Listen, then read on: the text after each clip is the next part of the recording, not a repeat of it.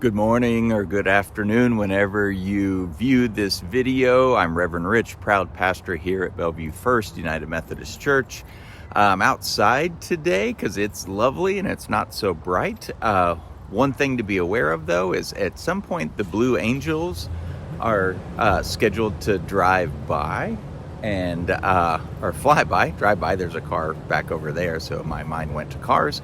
So we might be interrupted by jets, and if so, I might turn the camera and show you. So fingers crossed, that would be pretty cool. So welcome to this message time. Welcome to a new series for the month of August here at Bellevue First. We are going to be engaging in a worship series called I've Been Meaning to Ask. Here, I'll put the graphic up on screen so you can see the words, and it is a worship series that's based around curiosity in one another, and there's a deep point to this. So come along for the ride, and there's a lot to discover here. So for this first Sunday, this first week, we're going to be talking about the question of where are you from? So I wonder how you would answer that question if somebody asked you. I mean, if somebody asked me, I would immediately say, well, I'm from Georgia, which means a whole host of things. You know, Georgia is in the southeast. It is hot and muggy and has some neat parts about its history and some not so neat parts about its history.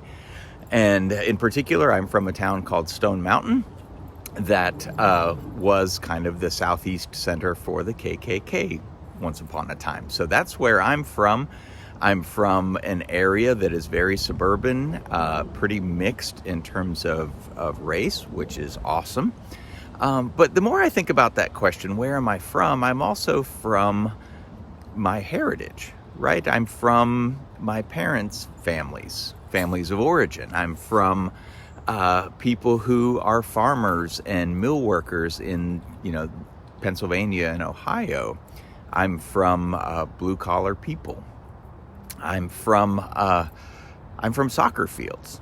Much of my life was spent on soccer fields, and they are a huge part of my upbringing and my education as an adult, as a human being. And so I'm from all of those places as well. And so, so as you ponder that question, where are you from? Think not just in terms of geography, what state or what city, but your family. And not just, what kind of people your family are. Are they professors or are they pirates or something like that? But also, our family of origin affects who we are. Do you have addiction in your family? Do you have certain cultures within your family of origin that has shaped who you are? So ponder that and ask this question of people that you're around, even people that you think you know well. One interesting thing happened a few Sundays ago here at Bellevue First is I like to open worship with just asking questions of the congregation. And some of them are pretty silly, but some of them are a little more serious. And I do that for a couple reasons. I do that because, number one, I think it helps bring us into the present moment when we have to listen to one another and think about answering questions. But it also helps us get to know one another, because you'd be surprised for people that have known each other for 10, 20, 30, 40 years, how much we don't know about one another. And there was one congregation member when I asked the question, like, what is something surprising about you that most people don't know? And this person answered that they had, and I'm not going to get this right because I can't remember the exact details, but they had worked in a facility that served people with leprosy. And it was funny to watch people who had known this person for a long time go, really? Like, that just never came up. And so I was really happy that they were surprised about that, because that is the point of today, that being curious about one another is more than just a nice thing to do. It's actually hugely important for our faith walk. Now, our New Testament reading today is from the Gospel of John, and it's the passage in which the disciples are asking Jesus questions, and rather than answering the questions directly, he says, "Come and see." Like he's inviting them in to get to know him better by spending time with him. There's an invitation and an intimacy there. But it made me think about questions and the questions that are asked in the New Testament in particular. And I saw this on Facebook, so I can't claim to have gone through and counted all these, but somebody did the work and pointed out that Jesus asks 307 questions, but only answers 3 questions in all 4 Gospels.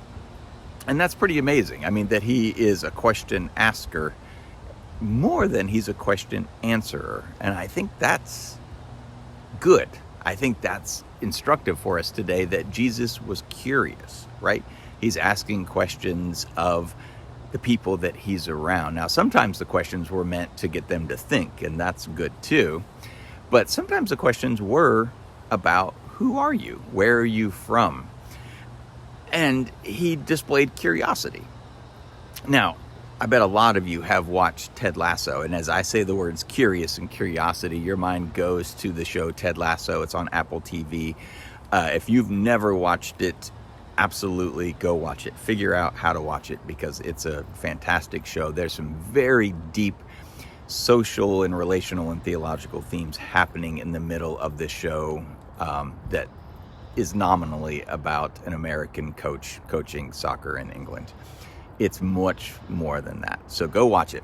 But there's a famous scene in that show where Ted ends up playing darts with kind of a nemesis in the show. And he says, be curious, not judgmental. And I think for our day, I mean, what better advice can be given, especially during a time in which so many of us are so entrenched in our camps that we're very quick to look at other people and say, that's the enemy, that's somebody I would never break bread with, that's somebody I don't even want to talk to, because I know what they're like. They're dressed in a certain way, they're driving a certain vehicle.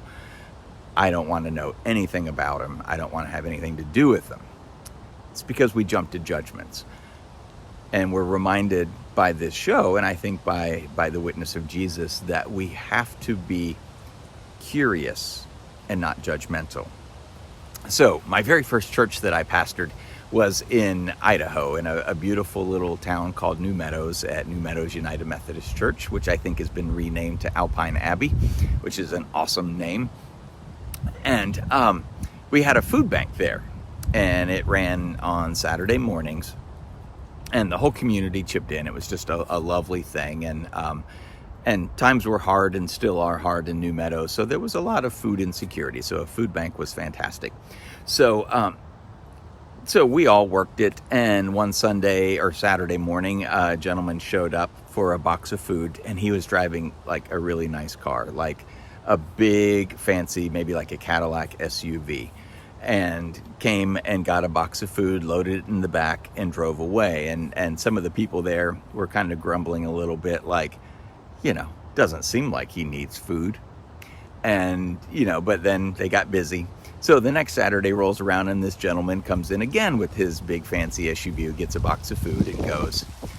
Third Sunday, comes back and is driving a different car, a much less expensive car.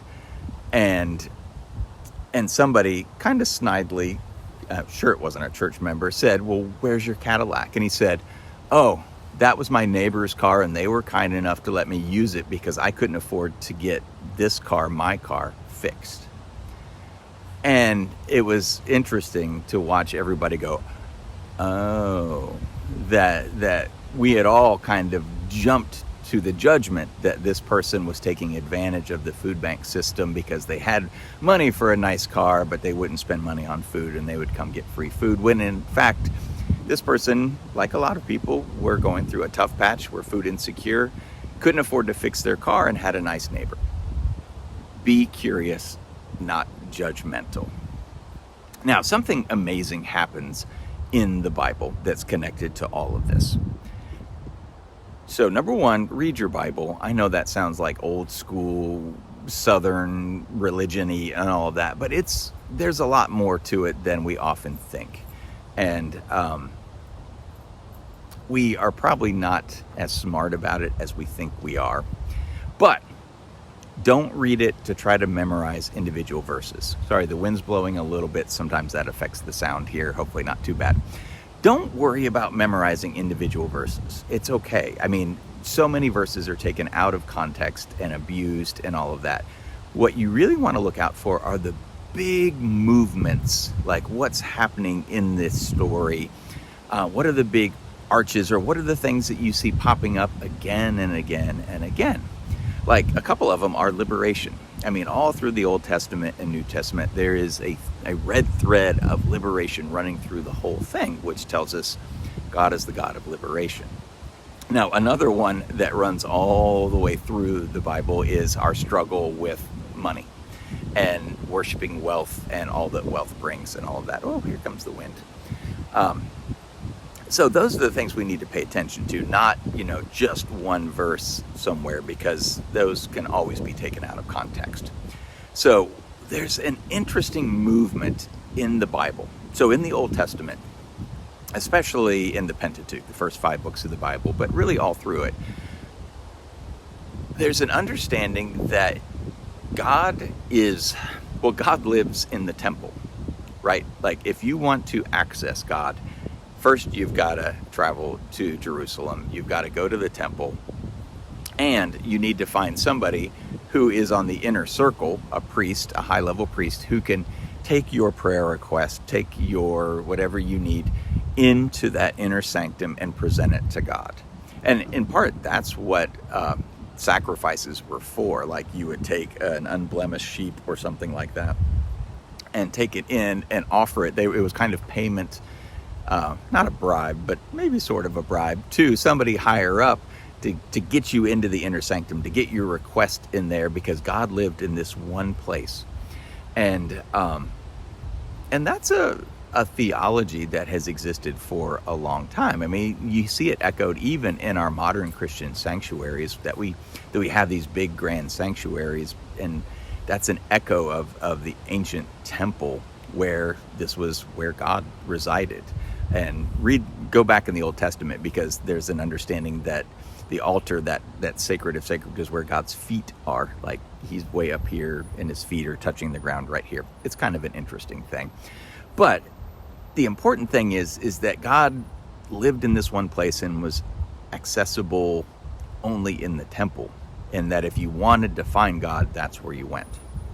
Now, something fascinating happens in the New Testament, and it happens through Jesus and his teachings and his interactions, but you can see it carry on through into the epistles, the letters, and things like that. And it's God moving out of the temple and moving into people. So one of the revolutionary teachings of Jesus that we often overlook is that if you want to find God, you look for God and you encounter God in people. And in particular, with the ones that are not powerful and not wealthy, but God can be in them as well. But God in all people, that if we want to encounter God, we do it by serving, and we do it by being curious about people and entering into their lives and saying, who are you as a beloved child of God? And as I look at you as a beloved child of God, and we talk and we connect and we build a relationship, and you look at me in the same way, that we begin to discover who God is, how God is at work in the world, by being in relationship with one another and being curious and not judgmental and talking and that kind of thing.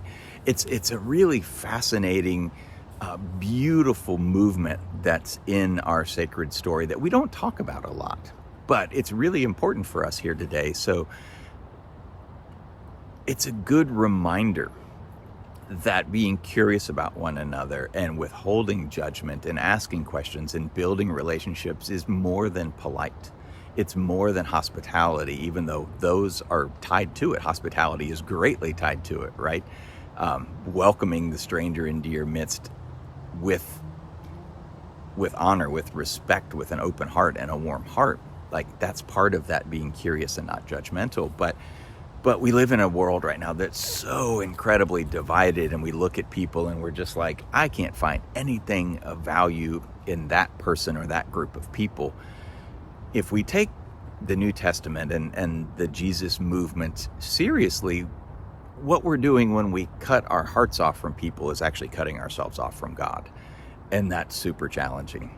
But I think it's a challenge that we need in front of us today, that we can't understand the fullness of God and God's grace and goodness and all of that if we can't at least look at somebody we disagree with and go, oh, everything you stand for pisses me off and drives me nuts. And yet, we are taught that you are a beloved child of God. And I will do my best to not judge you and to stay curious about who you are. It's a work. Yep, it's a work of faith. Nobody ever promised that this would be easy. But, well, I hear a jet, but I think it's a commercial airliner and not the Blue Angels. So we shall wait. But I'm almost done. So if I hear them, I'll run out and film them and include it in this video. If not, sorry to tease you and not deliver. So if there's good news for us today, it's that there is a way forward out of the mess we're in. I guess the challenge and the promise is that it requires us. It requires us to be curious, to ask people where they're from, and to listen and to connect. And together we discover who God is in all God's grace and goodness. So in that grace and goodness, may that be so. So shalom to you, dear friends, and amen.